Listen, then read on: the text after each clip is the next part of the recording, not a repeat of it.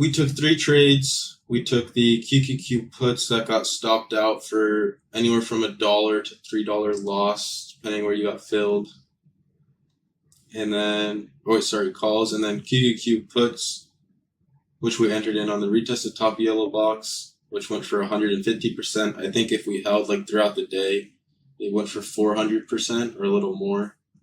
And then last up was the shorts on ES, entering in at 44.28, exiting down at 44.10. So for our first trade, the QQQ calls, the reason we initially did it is because we opened up, zoom this in a little bit, we opened up above the vector or right below, and on this first opening candle for QQQ, we had crossed over the vector on both the 7-wave 1 hour as well as the 20-wave 5 minute. You can see here our vector was 364.10, and then we crossed over here at 364.09. So we were above vector. We weren't able to hold. We came back down and we tried to bounce off the top of the yellow box. So we got in at 363.41, and then our stop would have just been a close below, because if we closed this candle below, it would confirm that we rejected vector. We were holding below vector, so we'd be looking at downside.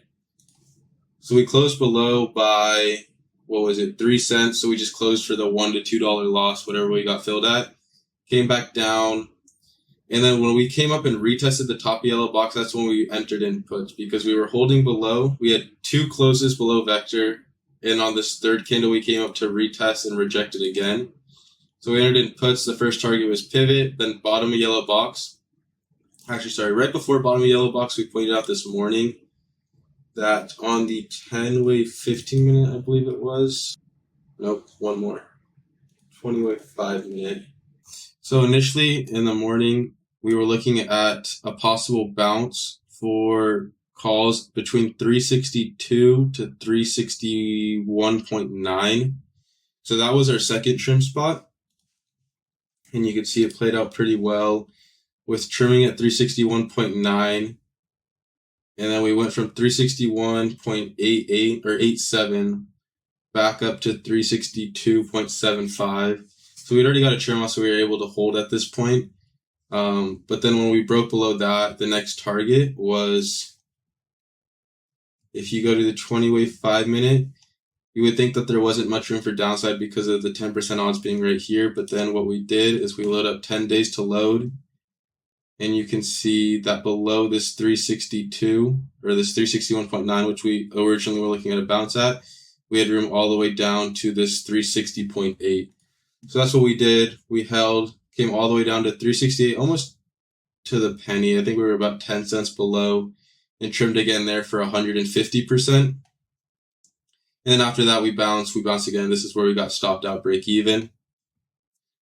So that was the trades for QQQ, 1 win, 1 loss. And then after that, there was the ES short, which started when we had these delta blocks being built up where sellers were just selling.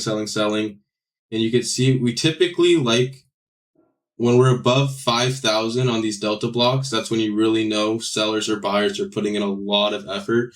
So there's some importance behind those levels.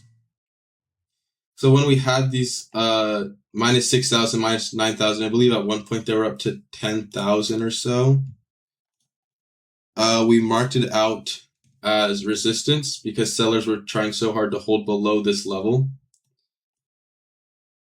So we entered in on the retest. We broke below, came back up. We knew that sellers were going to want to hold below this. So we entered in shorts at 44.28.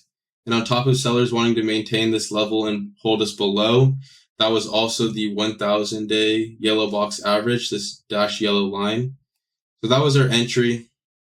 You can see as long as we held below this 44.32, the play was valid because this is where sellers were trying to hold us below. So we put our stop at 44.32.5. And then our take profits were 1 down at 44.21.5, I believe. Yeah, 44.21.5 because that was S vector. And then after that, we were looking at 44.10 because one, we had this imbalance set up. And then on top of that, we had an order of, I believe, around 2,000 at 4409.5. So we're using that as a target. Held below this area, retested it once, twice, never breaking back up above this 44.32. And then eventually came down, swept the imbalance, and hit our price target at 44.10. So those were the 3 trades taken today. If you have any questions, feel free to let me know in live chat. And I'll see you guys in the next trade recap.